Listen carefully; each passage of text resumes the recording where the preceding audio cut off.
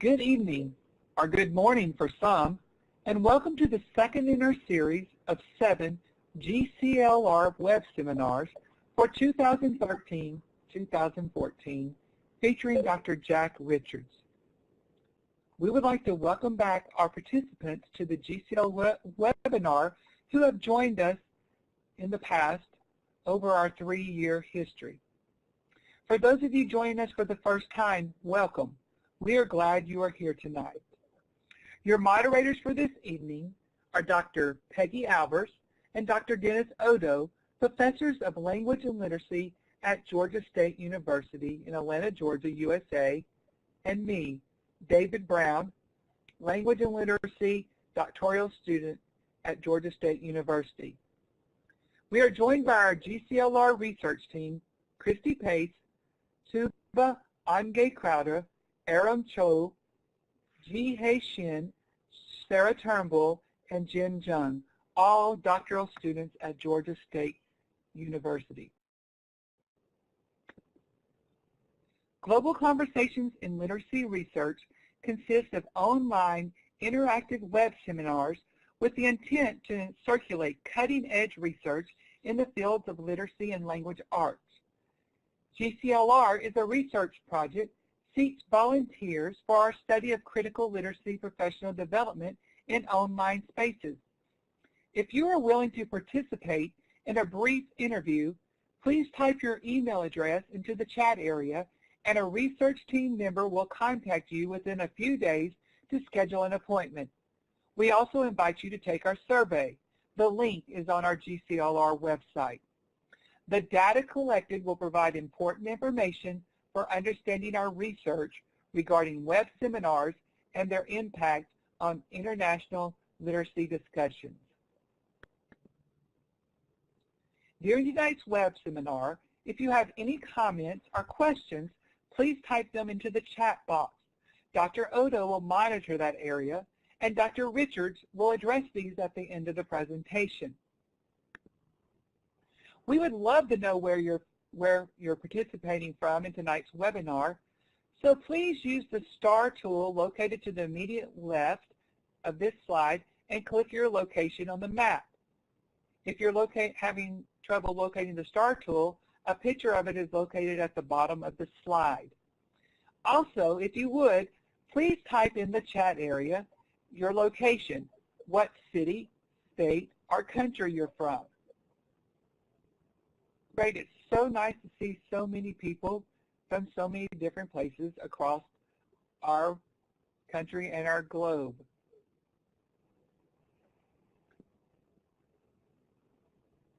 Tonight's seminar features Dr. Jack Richards, who will address bringing a creative disposition to teaching as one quality among the many that characterize effective teachers. He has written over 100 books and articles on language teaching methodology and teacher training. His most recent books are Practice Teaching and Cambridge Guide to Pedagogy and Practice.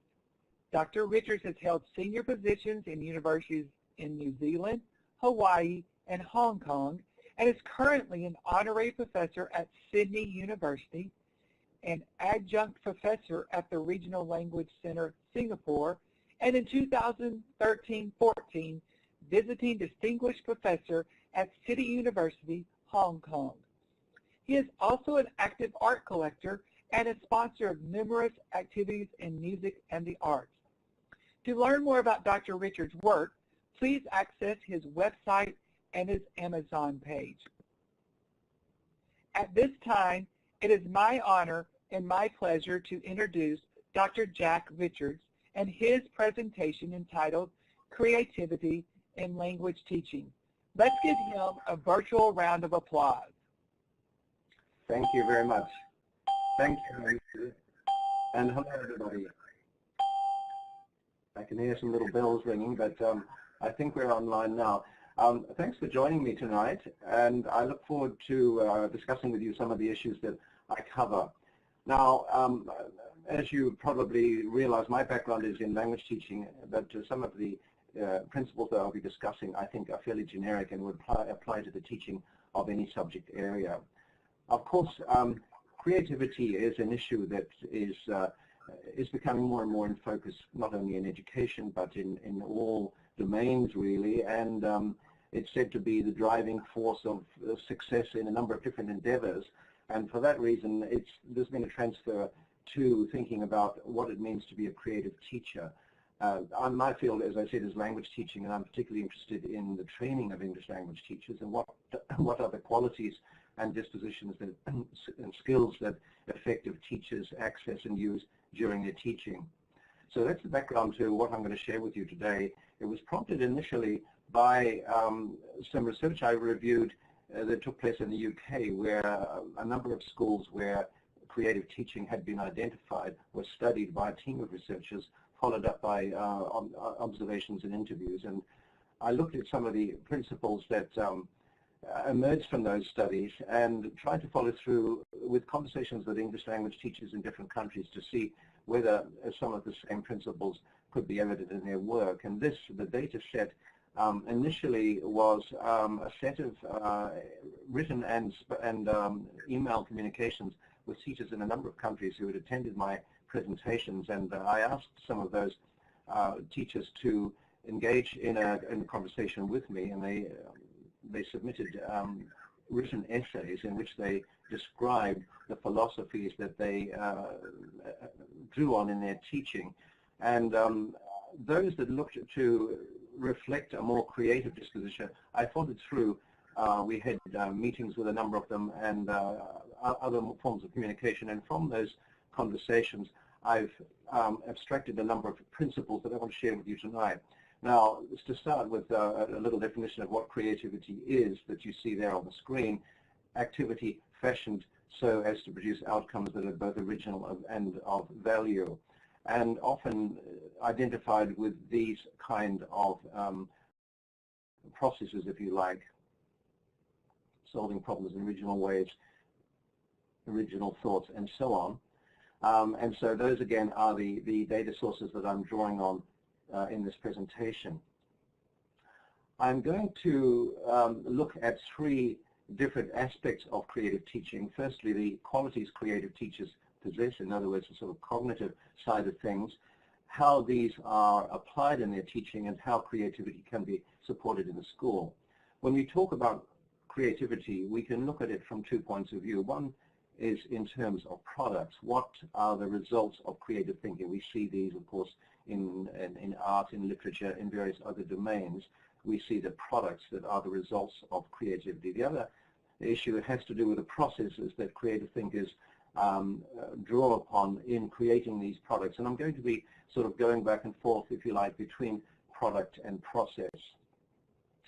So the first of the principles that I want to look at has to do with the knowledge base that teachers draw upon, because creativity doesn't mean creativity for its own sake. I think one can distinguish between purposeful and purposeless creativity. And what I mean by purposeful creativity is creativity that draws upon knowledge, pedagogical knowledge, theoretical knowledge, other forms of knowledge. And here we see an example of a teacher describing her reference to a knowledge base here as the teacher talks about how he or she, how the teacher approaches a lesson.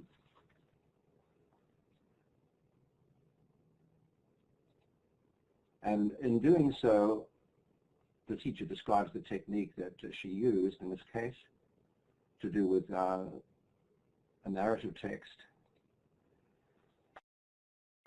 But you can see that she refers to her knowledge of the nature of narrative text here. So it's, in other words, she's not using this activity just because it's fun and creative, but because it reinforces her understanding, the learner's understanding of the nature of narrative text. So this is the principle of drawing on a knowledge base here.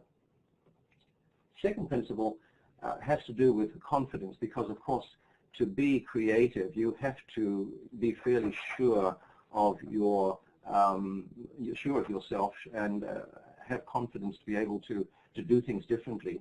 So confidence, in a sense, gives teachers a sense that they are in control of their classroom. and that it's the teacher, not the book or the curriculum, that can make a difference here. And we see this in the first quote there from Jose in Ecuador, who talks about the personalization of his teaching space, so that when students come to the classroom, they feel that they're going to participate in an activity that's been personally created by the teacher for them. Confidence. We see this in another example here from a teacher in Peru who talks about the importance of confidence and how his experience has enabled him to become more confident, to follow his own intuitions more, to try out new approaches and strategies. So, confidence. The third principle, learner commitment, if you like, and one of the things that came across in my conversations with the teachers was that they're constantly seeking to adjust their teaching in order to better facilitate learning, rather than simply sticking to their book or their lesson plan. They also seek to develop their learners' confidence. I like this statement that Rosalind here made, that self-assurance can inspire second language learners to pass through the door of the world of English. Committed to helping their learners succeed. So they, in a sense, they put the learners at the center of their thinking rather than the teacher. Here, this is the next principle I want to talk about, nonconformity here. The educator Brunner, I think it was, defined conformity as the enemy of creativity. He said it reduces the likelihood of creating fresh points of view, and he talked about creativity in terms of acts that produce effective surprises. The creative teacher then doesn't simply follow the book, but looks for original ways of creating lessons, using the textbook and teaching materials, and seeking to create lessons that reflect his or her individual teaching style. So learning to be a creative teacher doesn't mean modeling or copying the practices of other teachers, but rather understanding the principles that underlie creative teaching. And of course, individual teachers will reflect these principles in different ways. So, nonconformist. Here, David says, I try to think of every lesson I teach as a unique experience. And Alejandra looks for ways of giving a different twist to activities, otherwise both the teacher and the students would soon get bored. I'm going to, by the way, in this first part of the talk, discuss 8 of these general principles, and then we'll look at how, in more detail, at how the teachers apply these principles in their teaching. Here's Susanna saying different ways of maintaining student involvement in the lesson throughout her teaching. So creative teachers are often individualists, aren't they? They, in a sense, stand out from the crowd. Of course, to be creative, you have to have available a wide repertoire of routines and strategies to call upon, as well as the willingness to depart from established procedures. So I suppose it's true that in general, novice teachers are much less likely to be creative than experienced teachers, simply because they don't have so many tricks, if you like, to draw upon, so many strategies and techniques that they can make use of. Of course, the danger is that once a teacher becomes comfortable in using a core set of techniques and strategies, these tend to become fixed. Now, here, Manuel talks about the repertoire of strategies he has for dealing with a reading passage, sometimes using texts, closed versions of a passage, and so on, and how he tries to add new techniques to his repertoire every year. So having available then a wide range of techniques and strategies. Of course, to be creative is a risky undertaking as well, because you need to be willing to experiment, to try things out, and that means willingness to take risks. And risk-taking reflects the flexible mindset of creative teachers as well as their self-confidence. They're willing to try things out even if they may not even work as well as they are intended. Now here a teacher talks about an activity that he thought would be effective because it draws on second language acquisition theory, using activities that that take students back to a text that they have heard or read, and then focusing on noticing some of the language that has been used in those texts. And though the idea sounded good, he said students didn't find it interesting, so he's rethinking how he might make this activity more engaging. So he's willing to think or revise, or if necessary, abandon the original plan and try something else. So this is seen as a learning moment and not as an indication of failure, risk-taking. And here is a teacher from Cambodia also talking about the willingness to try things out and, if you like, to learn from mistakes. Let's go back a second there. Basically, when he started out, pretty scared of applying new ideas. This is a teacher I worked with in Singapore. And now, if he's going to try out a new technique for the first time, it's not completely successful, he'll adapt his strategy and try again, risk-taking. The notion of learner-centeredness is a trait that appeared in a number of the comments. That is, teachers who listen to their learners and who seek opportunities for learners to take responsibility and control of their learning. And an important feature of learner-centered lessons is the extent to which the lesson connects with the learner's life experiences. So here, Sylviane talks about engaging the learners in selecting content for lessons. And so if the lesson's about narratives, she shifts the focus of the lesson to something that's more personally engaging for the students.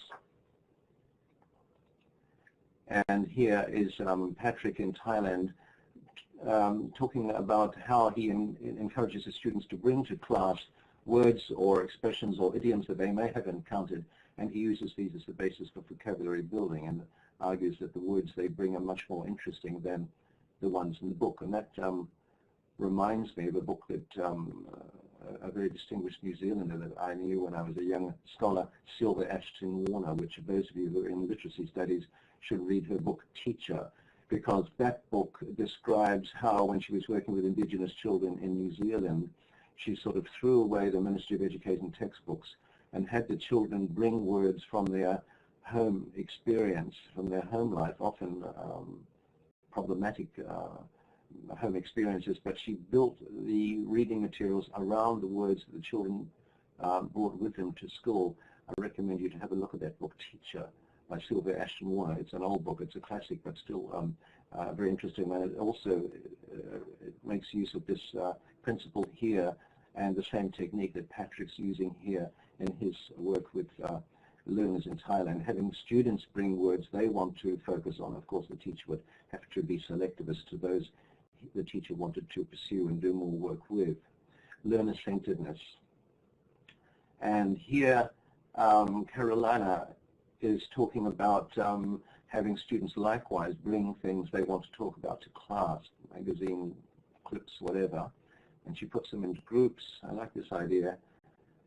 They talk about each item, and oops, connection to the teleconference has failed. Is that true? I think we'll just go ahead, Jack. I think they tried to connect in a different way. Can you hear me all? People can still hear me? Yes. Okay. Good. Okay. So Carolina there, the principle there of trying to achieve learner-centeredness. And the last principle here has to do with reflection, the ability to look back, to review, and to think critically on one's teaching, and to ask reflective questions about it, critical questions of this kind. which you see there.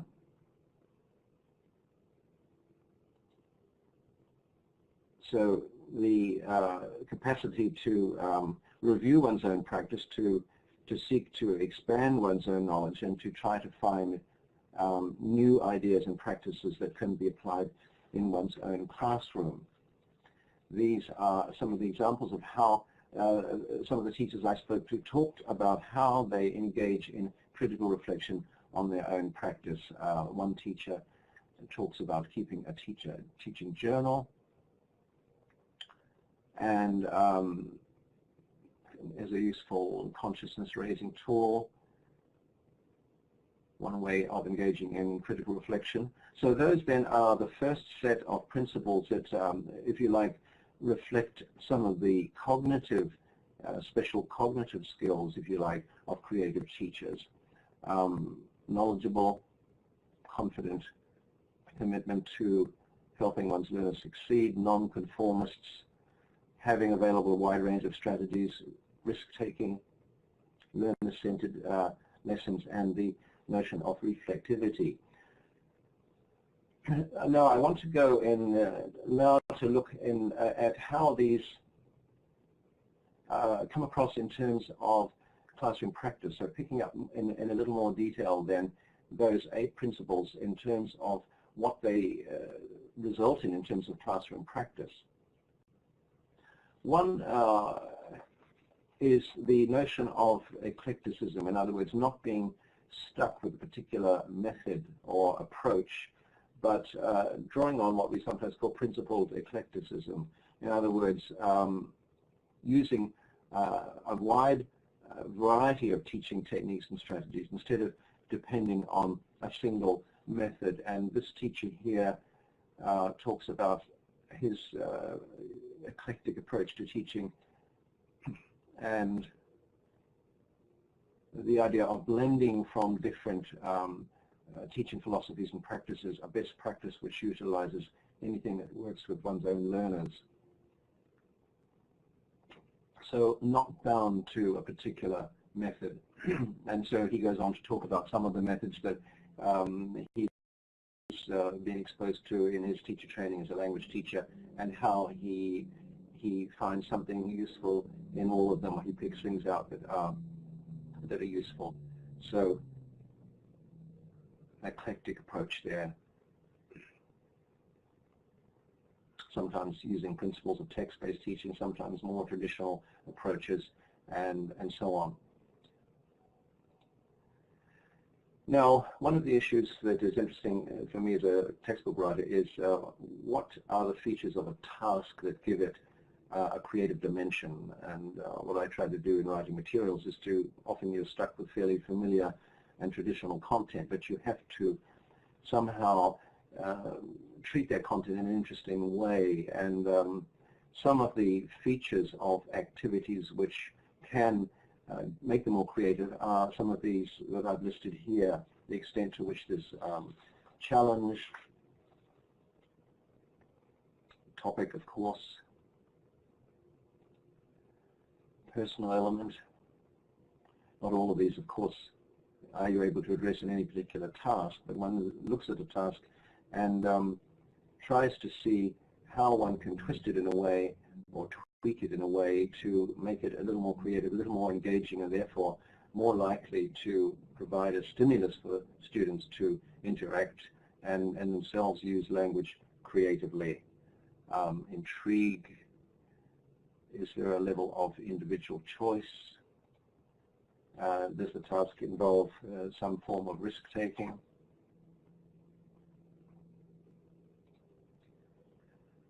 Activities that require an original response from learners, so rather than simply repeating content from the text, tasks that encourage a personal and individual response, perhaps sometimes fantasy element, and so on. So looking for activities that have creative dimensions.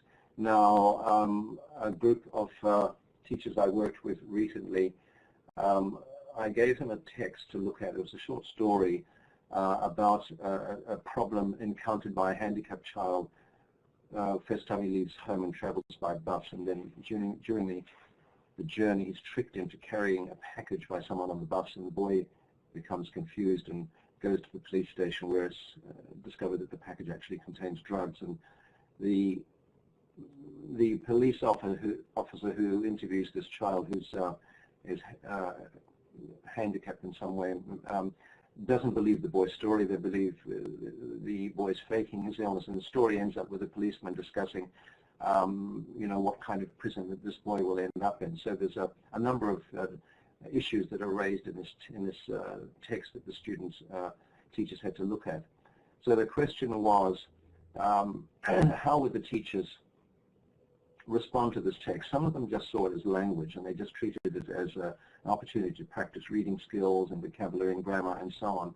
Others, however, had a much more creative response to the text. They saw it as having potential for raising students' awareness of handicapped conditions, promoting autonomy in learning, and so on. So they were able to use the text in a much more creative way. So looking for creative ways of using activities then. And here is a comment from one of the teachers here on why she saw this text as having a great deal of potential rather than being a difficult text because of its vocabulary and narrative structure, the conversational structure, written down conversation. So using activities in a creative way. Another issue that teachers talked about was flexibility, if you like, meaning the ability to switch between different styles and modes of teaching during a lesson. For example, if necessary, changing the pace of a lesson, giving more space and time to learners, or not necessarily using a lesson plan, but monitoring the learners' responses to the activity and creating learning activities around important teaching moments. And this notion of teaching moments was actually used by one of the teachers, and I like what he said here, or what she said here. Important to choose teachable moments. These are sort of interactive decisions or critical incidents, if you like, that occur during a lesson. But the other teacher does say, however, these teachable moments shouldn't take over the whole lesson. Do not allow students to move off your plan for the day. So flexible there.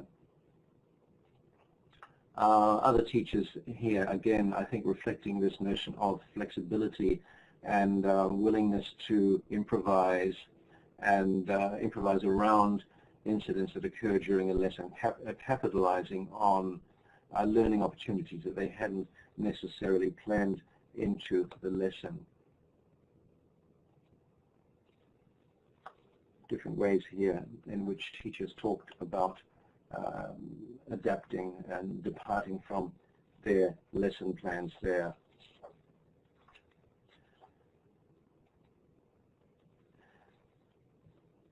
Of course, learning to teach means mastering the formats of different kinds of lessons, reading lessons and writing lessons, listening lessons, and so on. And lessons are structured in different ways depending on their content, but typically have fairly predictable sequences of openings, tasks, and closing.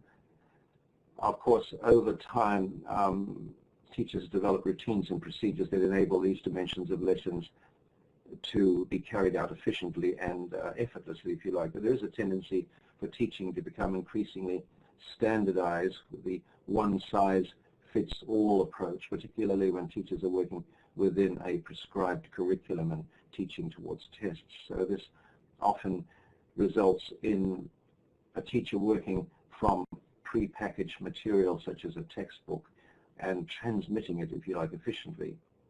I suppose this is appropriate at the beginning stages of a teacher's career, but shouldn't characterize the lessons of experienced teachers. So how do teachers find new ways of doing things? And these might involve making decisions of the kind we see there as a way of getting into a lesson. And here, for example, is a dialogue from a textbook, a fairly standard way of introducing new language here, the language of invitations. And so the dialogue models the opening and the invitation and so on. And so the standard way of presenting that would be in a teacher's book of, playing the tape and modeling the dialogue and having the students repeat it and then perhaps do some sort of follow-up activity. I gave that to a bunch of teachers recently and asked them to think of different ways of doing it. Some of them said, well, you could rewrite it about a different event. So instead of this being about, what is the event here, a soccer match, they could rewrite it about a different event. You could extend the dialogue so it could continue. Some new topic could be introduced, by the way, and you could have students continue the conversation. You might, as this teacher said, add what we call echo responses. And so, what time does it start? At 8 o'clock. An echo response would say, oh, 8 o'clock, where they would go in and echo something that the speaker said, which is something we do in a conversation a lot. Or you could have them change some of the details. So these are simply examples of teachers not sticking to the book. They're taking something fairly traditional from the book and doing something a little bit more creative with it, creative ways of doing familiar things. Or rewriting it in different ways of inviting. So many different ways in which the teachers describe what they could do with something as basic and as mundane, if you like, as a simple dialogue, adding things to it, and so on. Creative ways of doing familiar things. Customizing their lessons, so adding things to provide additional practice, localizing the content, if you like. So while in many cases the book may work perfectly well without the need for much adaptation, in some cases different levels of adaptation might be needed, localizing the content. This teacher is from Cambodia and talks about customizing his lessons. Mentions the fact that a lot of the content in international textbooks would be unfamiliar to students in Cambodia, and so because of the limited background knowledge of the students, so he changes the names of the people in the book, and basically helping them connect the learning of English with their own knowledge of interests, just localizing content there as one example of how he is customizing his lessons to the student's need. Maybe reorganizing content and modifying the tasks and so on. So there would be many ways in which the teachers might change the content of the book and should be encouraged to do so. Technology, of course, nowadays there's huge opportunities to use technology to enhance learning experiences. And this, again, is a teacher from Singapore describing how she used technology to, in a creative way, I think here. So they were asked to produce a 2-minute public service announcement advertisement to be included in a presentation on a social issue. And so she talks about how she took them through, trained them how to use some of the resources on their mobile phones, and did a little model version of it there, and showed them how to use the various functions available to add features to them, sounds and so on. And how she managed to really develop an interesting and engaging lesson using technology there in a very creative way, and again talks about how quickly they picked it up. They were in their element. They were digital natives, if you like, and so on. So technology then seems to be increasingly a resource that one can use to go beyond the book, to take the students out of the classroom into the real world, and this is where one can really be extremely creative.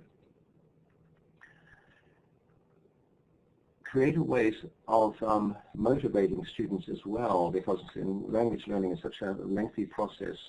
Many students lose their interest in language learning over time because they don't seem to be achieving their goals. They don't perhaps realize how much time is going to be involved in learning a new language. So how does one maintain motivation in that process? And this was a topic that a number of teachers referred to. This teacher, Patrick, talks about a teacher that particularly motivated him. We perhaps all have memories of teachers that motivated us in that kind of way. And so creative teachers seem to express a desire to motivate students, to challenge them, to engage their curiosity, to encourage, if you like, deep learning rather than surface learning. And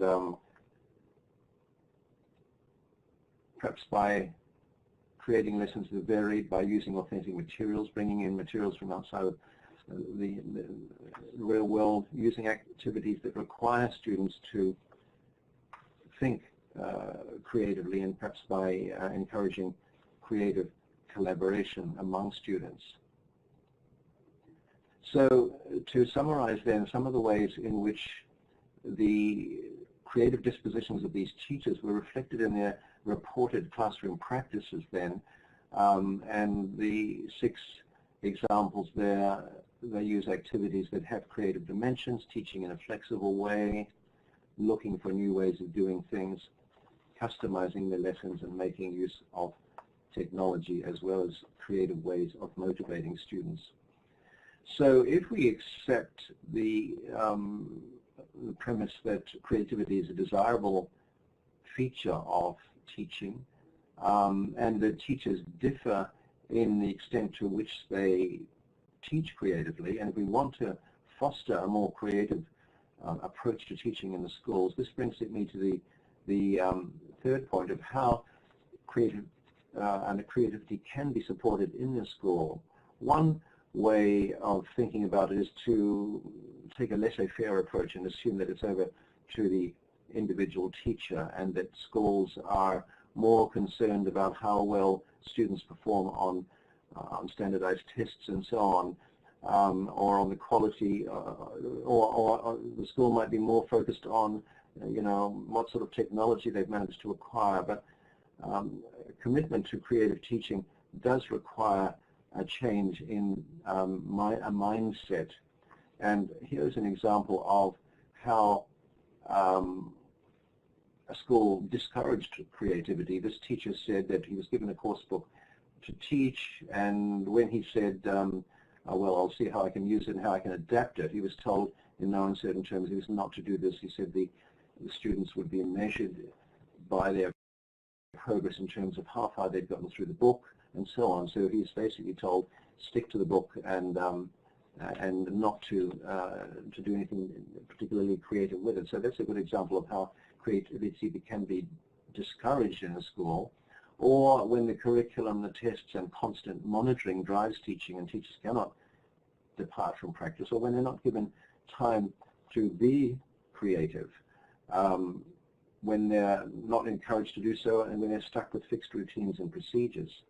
So how does one move beyond this? Well, first of all, it's important for schools to help teachers recognize and share what is creative in their own practice, in the practice of their own teachers, because in any school you find teachers with different levels of skill and expertise and different levels of creativity. How can a school help teachers recognize and share what is creative in the practice of their best teachers? Well, one school I visited recently, as I said, teachers post notes about different techniques they've used on a notice board. In another school, teachers have their own website where they exchange creative ideas and so on. Creative partnerships, teachers working together, team teaching, observing each other, and sharing lesson planning, for example. Creative partnerships between teachers, among teachers, can also help develop teachers' level of creative thinking and practice. Of course, what kind of resources do the school make available to support creative teachers? So there should be opportunities for teachers to read, to think, to talk, to attend seminars and so on. the sort of support that teachers provide. And also, of course, rewarding creative teaching when it occurs by acknowledging where it occurs as appropriate, by giving teachers opportunities to work with less experienced teachers, also encouraging teachers to share their ideas with others through brown bags and other types of activities. So those are 4 ways in which a school can foster and support creative teaching: helping teachers recognize and share what's creative in their own practice, encouraging creative partnerships, and providing resources to support creative teaching, and lastly, rewarding creative teaching when it takes place. So just to summarize, as I say, I'm just about got through my content in the 45 minutes that I was allowed to. I, of course, just focused on one aspect of teaching here, and there are many other important dimensions to effective teaching, but adding the concept of creative teaching to our understanding of what it means to be an effective teacher has benefits for teachers, for learners, as well as for schools. For learners, creative teaching helps them develop their capacities for original ideas and creative thinking. Also, of course, improves the quality of the experiences they receive and helps develop increased levels of motivation and even self-esteem, I think. For the teacher, of course, it provides a source of ongoing professional renewal and satisfaction, since when learners are engaged, motivated, and successful, teaching is motivating for the teacher. For the institution, it can lead to increased levels of satisfaction for both teachers and students, as well as contribute to quality, effectiveness, and, of course, the reputation of the school. So then, to summarize, creative learners need creative teachers, and teachers need to work in schools where creativity is valued and shared. And so on that note, I'll thank you. And the content of this talk, by the way, is on my website if you want to read a little bit more about it. And I think we now have an opportunity to respond to some of the issues that you've perhaps raised during this rather hasty presentation. So I think now it's opportunity for me to see what you've had to say and think. I look forward to some of your feedback. Thank you. Yes, thanks, Dr. Richards, for your insightful and engaging presentation. We're now going to invite you to respond to the questions that have been generated across the presentation. So please continue to type in your questions in this Q&A session that will be facilitated by Dr. Odo. Thank you. Okay, thanks very much, David, and thanks very much for the informative presentation, Dr. Richards. So I've gone ahead and collected several questions across your talk, and I'll just go ahead and ask you them, and you can share your thoughts. Okay. Choose the easy ones for me, will you? Well, the first one that came up was kind of a combination of 2 questions. And it's basically asking about newer teachers. So Victor Huger, apologize if I'm mispronouncing, asked, is it possible to adapt, create, contextualize without knowing the theoretical base? If that makes sense. So if teachers don't have kind of a theoretical background or a theoretical basis, are they able to be as creative as we would like? Right. I mentioned that early on in the talk that I think to be creative in a positive way, in a purposeful way, you need to have a solid background. At least you have to know something about your subject matter. You have to know something about what it is you're trying to achieve and how you're trying to get there.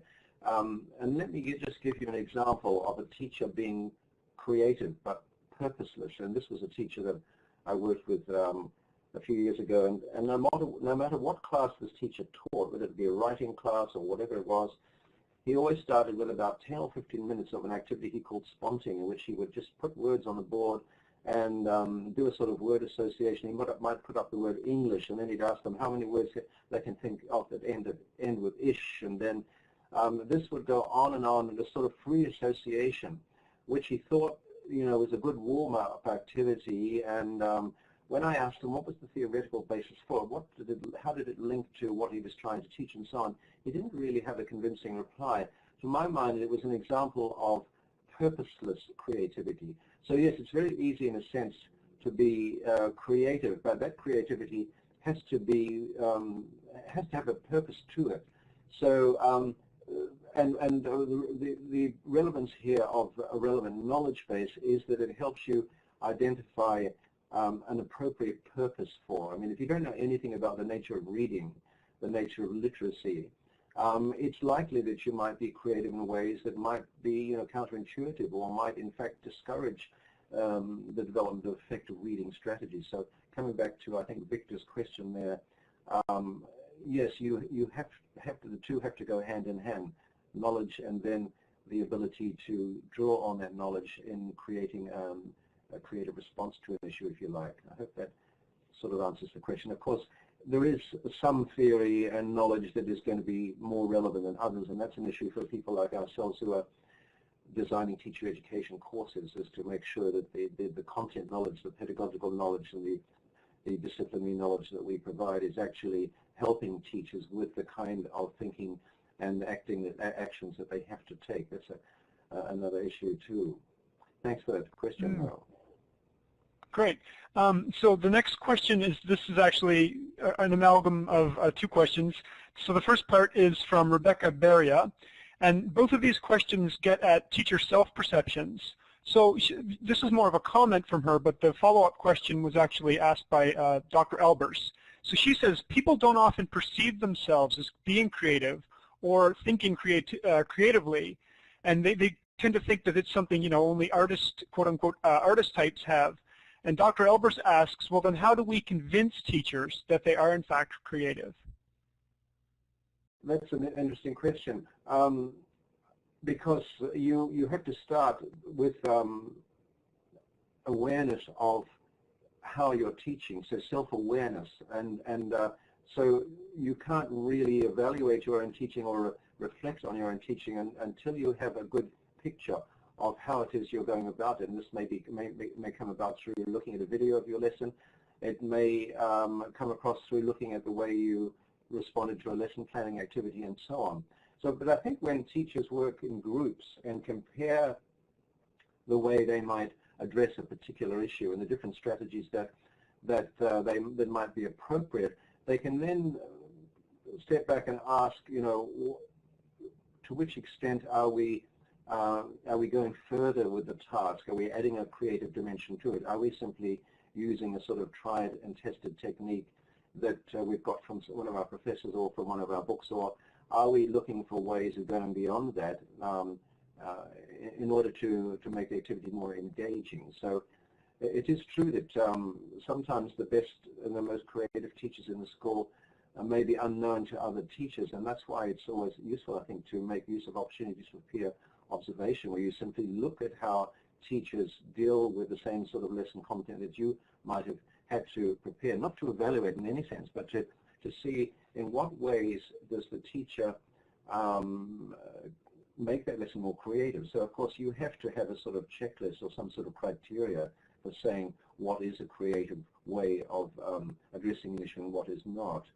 So those two things there, I think, are important. Having some criteria for deciding when a lesson has a creative dimension, and the sort of principles that I articulated there, I hope would go some way to help answering that question. And then looking reflectively and comparing different teachers' responses to a particular pedagogical issue or a particular issue that came up during a lesson. Great, thanks.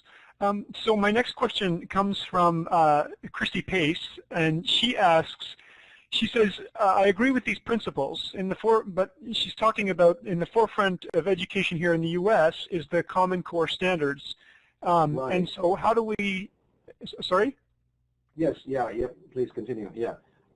Okay, so she asks, how do we enjoin our creativity in a system that imposes these kinds of constraints? So I guess basically it's, you touched on this a bit in your presentation, but how do we generate creativity when there's, a standardized curriculum and kind of high-stakes tests that teachers are dealing with? That's right. Well, this is a worldwide problem because standards and other ways of monitoring learning outcomes are sort of everywhere these days, and they are a constraint. And yet, I think one has to draw on the experience of creative teachers to find out how they do achieve the kind of teaching that they do, despite the fact that they are working within an exam or a test-driven system. So many teachers do. I mean, all teachers have to teach to tests to some extent, and are often evaluated according to how well the students do on tests. But despite that, creative teachers have find ways, I think, of working around that. It's not one or the other. It's not one or the other. You can still work towards those standards and yet find opportunities for making teaching more engaging through creative approaches to teaching. So I think the mere fact that one is working to course standards doesn't mean that one is simply going to teach to the test, if you like. That's a challenge for every teacher, no matter what subject he or she is teaching. And yet we find outstanding teachers who, and everyday teachers who seem to be able to teach very creatively despite the fact that they are operating within these constraints. So I don't think we need to abandon all the exciting pedagogical theories and strategies that are available to us simply because at the end of the day the students have to attain certain standards, because creative teaching might be a better way of helping students attain those standards, because it does help raise the engagement level. It does help increase the amount of attention that students perhaps give to tasks, and also the more opportunities for communication and collaboration. So I think it's not an either-or choice to my mind. Great, thanks. That's good points. So I guess this is kind of something of a follow-up question. HK5 asks, should we develop and assess teacher creativity in teacher education? And if so, in what ways would we do that? I'm not sure. That's a tricky one. Whether one, we want to encourage teachers to be creative and reward them in a sense for doing so. But teachers, two teachers might be creative in a very different way, because there are many ways in which a lesson can be effective, even if teachers choose different strategies for getting there. So I think it's the outcomes of the lesson.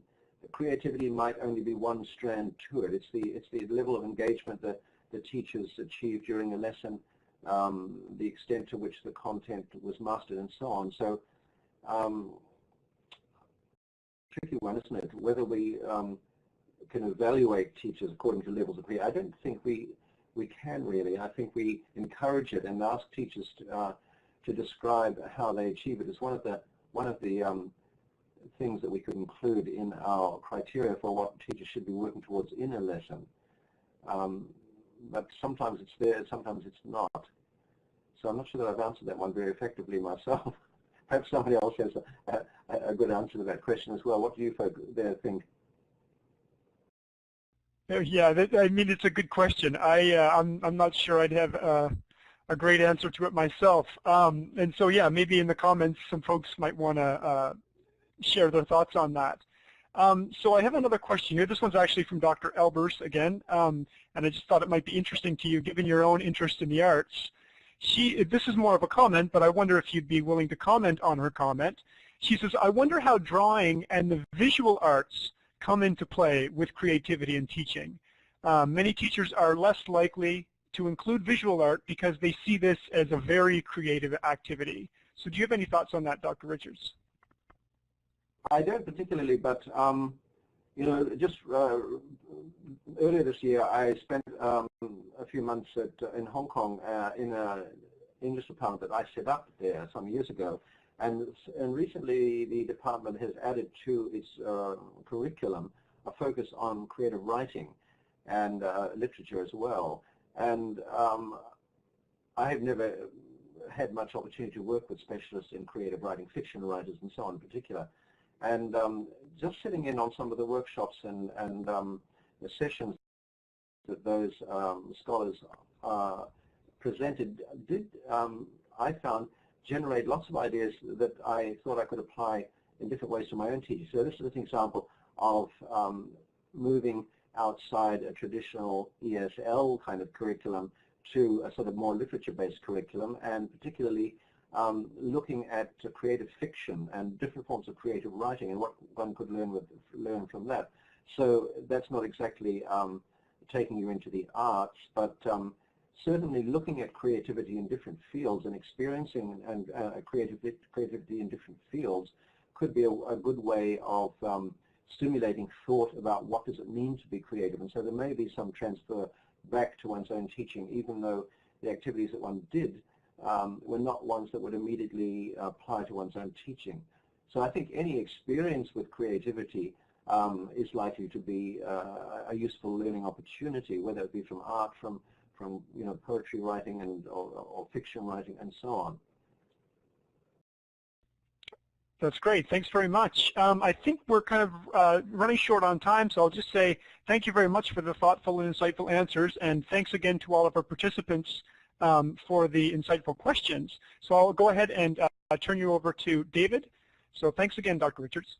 Thank you very much, everybody. Thank you, Dr. Richards.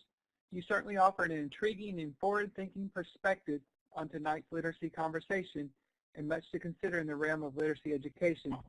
Thank you for this. Let's give him another virtual round of applause. Thank you very much. Thank you. We would appreciate you taking a moment to type into the chat area one thought about this web seminar. We'd also would like to take 10 minutes to fill out the GCR survey. The link is located on the GCLR website. Your participation enables us to understand online spaces for critical talk and discussions about literacy issues. Additionally, if you're willing to participate in a 15 to 20-minute interview as part of the GCLR research study, please type your name and email into the chat area, and someone from the research team will contact you within a week to schedule an interview. Please schedule future web seminars on your calendar. We have outstanding literacy scholars who will present on a wide range of research. As you know, these are open access web seminars, so please share our project with others whom you think would be interested. Please join us on November 3rd for Dr. Joyce King, and again in January for Drs. Ken and Yetta Goodman. Access to archives of past GCLR web seminars are now available at globalconversationsandliteracy.wordpress.com. On behalf of the GCLR research team and me, David Brown, thank you for all sharing this hour with Dr. Richards and us.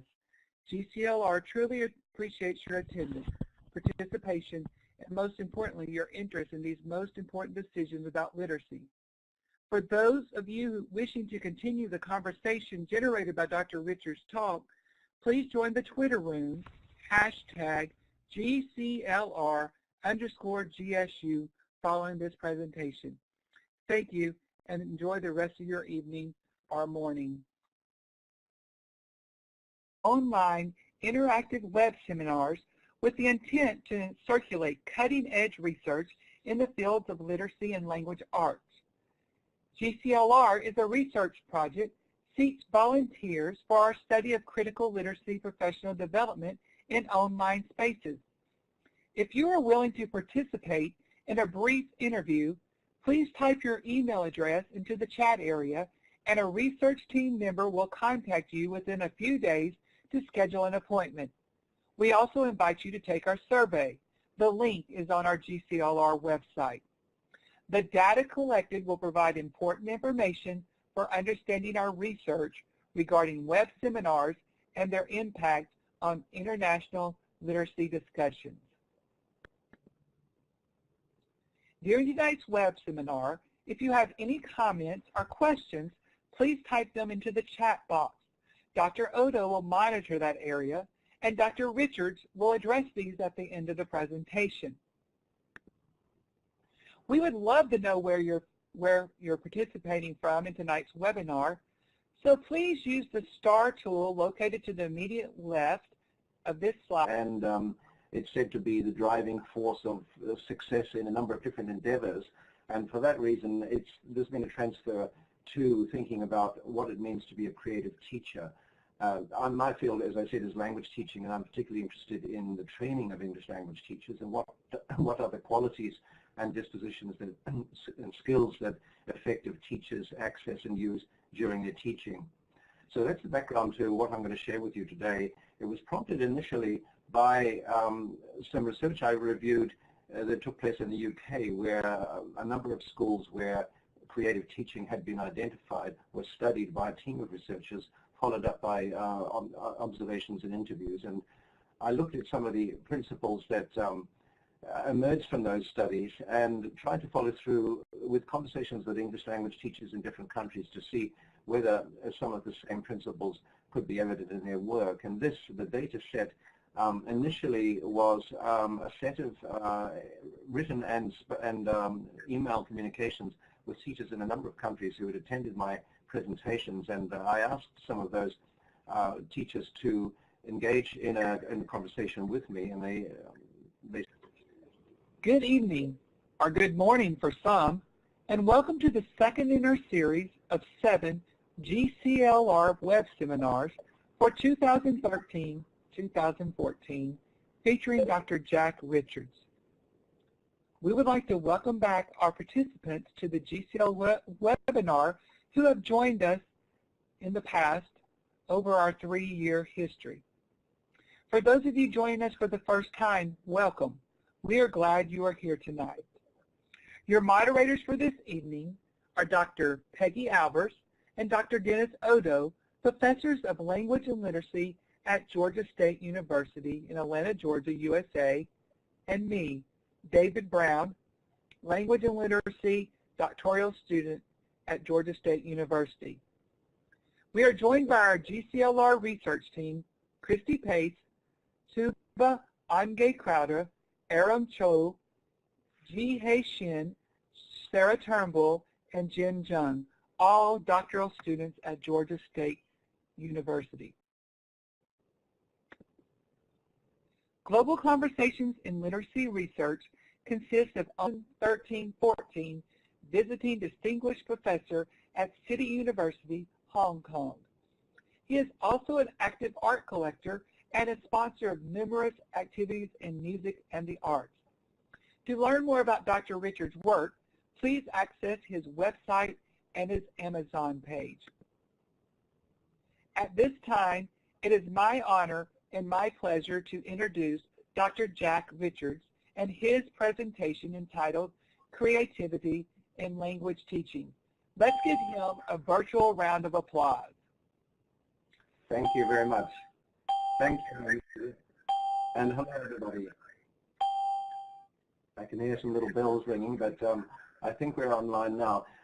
Thanks for joining me tonight, and I look forward to discussing with you some of the issues that I cover. Now, as you probably realize, my background is in language teaching, but some of the principles that I'll be discussing, I think, are fairly generic and would apply to the teaching of any subject area. Of course, creativity is an issue that is becoming more and more in focus, not only in education, but in all domains, really. And click your location on the map. If you're having trouble locating the star tool, a picture of it is located at the bottom of the slide. Also, if you would, please type in the chat area your location, what city, state, or country you're from.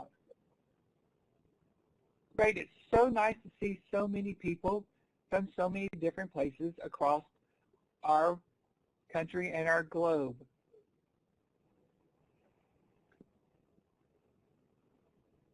Tonight's seminar features Dr. Jack Richards, who will address bringing a creative disposition to teaching as one quality among the many that characterize effective teachers. He has written over 100 books and articles on language teaching methodology and teacher training. His most recent books are Practice Teaching and Cambridge Guide to Pedagogy and Practice. Dr. Richards has held senior positions in universities in New Zealand, Hawaii, and Hong Kong, and is currently an honorary professor at Sydney University, an adjunct professor at the Regional Language Center, Singapore, and in 2000